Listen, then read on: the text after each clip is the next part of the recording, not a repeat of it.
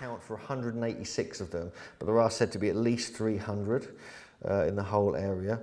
This just shows you, we just went for a little walk to go and catch a bus to go south to Palma Sur. This was near the bus station. I thought this was quite cool. Someone had done this beautiful mural on the side of this doctor's surgery. And then we basically got a bus and we headed from San Jose around here, like I think it was like a 6 or 7 hour trip down to Palma Sur. And I didn't know anyone who's actually ever been there, so we were just winging it a little bit. There's hardly anything online about where these spheres are. So we kind of just, and even Lonely Planet and the guidebooks don't give you any information. There's nothing there. They just mention, there's a couple in Palma Sur, a couple in Palma Norte, one in Golfita, and that's it. They don't give you any location, so we were kind of like just winging it, and we went down there to see what we could find, kind of questing really, if you like. And this is the river. There's two sides, there's Palma Sur and there's Palma Norte, which is south, north kind of thing. And you have to cross the river to get to the two areas. There's spheres in both of them.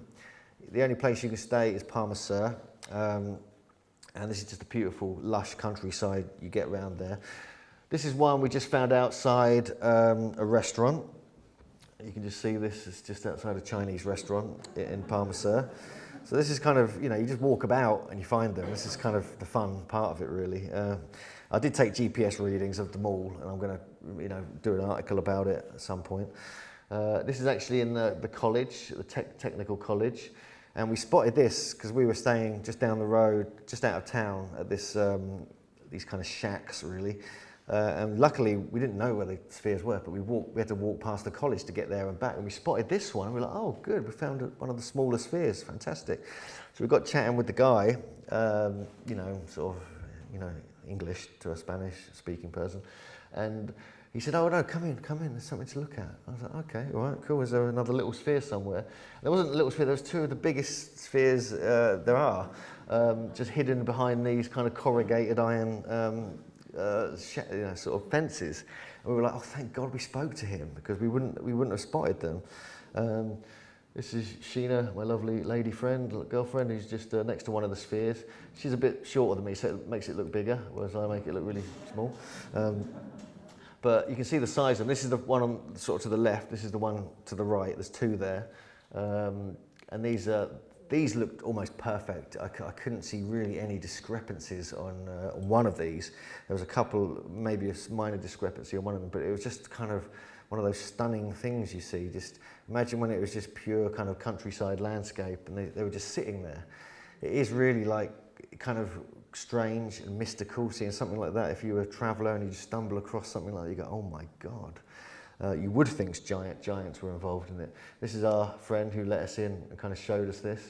But yeah, these are remarkable, really. And they're just behind corrugated iron fences because they're like doing some building work at the college. And this is, I took GPS readings and all this kind of stuff, which I'm going to analyse eventually, see if there's any things there. But there is some research done on the placement and location of them. But the problem is, all the ones that are above the surface have been moved, pretty much. So it's really tricky to have any meaning to their placement, any geodesy or the geomancy or any alignments between them, because they've all been moved, unfortunately. These are just in the park in Palma Sur. There's 4 of these. There's one on each corner of this square park. Here, and there's, kind of surround the park. It's just close up of one of them. This is our driver, Manuel, who we got, luckily we stumbled across him, and he was just like the best guy ever. And he tried to sell us everything, basically, and including these things.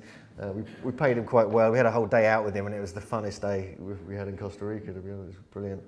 So if you get the right driver, and they know where, he knew where everything was. He knew all the obscure sites. So we kind of, synchronized and met him. And he took us around for a whole day, 2 days, in fact. Again, we were in what we just looked at was Palma Sur, and then we go over the river to Palma Norte. There's no hotels there, so don't even try and stay there. And here we have a sphere just next to an old train, which I thought was quite a nice shot. Again, there's a whole garden of spheres here. There's a whole park of spheres. This is another one. This one's been sort of pieced back together because this is one of the ones that was destroyed or dynamited to see what was in it. Then you have these beautiful trees that look like they've been painted with multiple colours, which are all in the area of the spheres. So this is the Park of the Spheres. There's several in the park, including that one, obviously. Yep, it's just going to be loads more of this now for the next 20 minutes, really. So just loads of spheres. But this is one of the ones which is made of that kind of limestone, and you can see this sort of rough side of it, which I thought was quite interesting. Whether it was unfinished or whether it looks like it's just weathering because it's like a softer type of rock.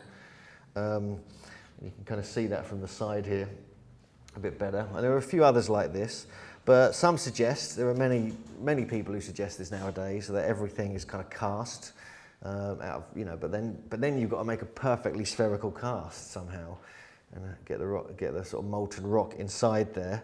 This is just an artist's representation of, you know, how they could have done it. But then, you know, it's going to be easier to make that than it is probably to make these. So it kind of defeats the object a little bit. And it's just sort of an idea of, you know, the molten rock and everything. As you go out of Palma Norte and you head, I think, slightly north, we wanted to go to this place called Finca 6, which was famously is where many of the spheres are still in situ, still buried in the ground, with parts of them sticking out. But on the way there, we came across this, and this is just like a corner area with some farm over there. And here, there's just a couple of spheres that have been exploded, really, and cut open. This is like a slice of one of them, which has been put upright, which is kind of odd. And here's just a few spheres. There's me kind of filming them. And here's just, you know, a few more different shots so you get an idea of it. And again, we have this kind of rough-hewn edge on one of them again. And but this looks like a different type of rock. It's not the sort of it looks a bit more grey than the limestone that had a similar kind of rough effect on it. This is one of the ones that's just been split open. This has been here for probably like 50 years like this, so the weathering has even started to affect it as well. This is an earlier photo someone else took before the grass had grown over them. That part went on there, kind of thing. So you can see how it is without all the long grass there.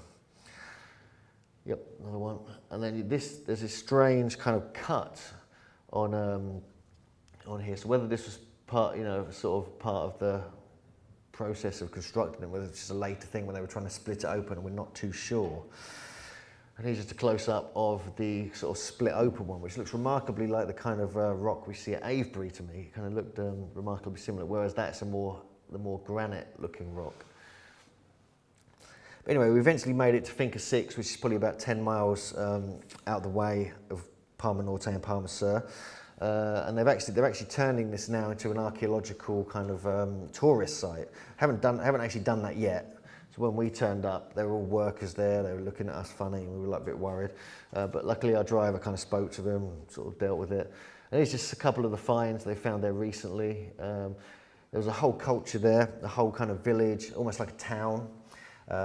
Some of the spheres were placed outside, like there were 2 spheres outside the sort of entrance to some of the more, what they think are the royal kind of areas where they lived. And here's just some of the mounds that are left where some of the settlement was. So we are here right now. And here we can see these spheres didn't form into this circle. They were found and then put into this one little area.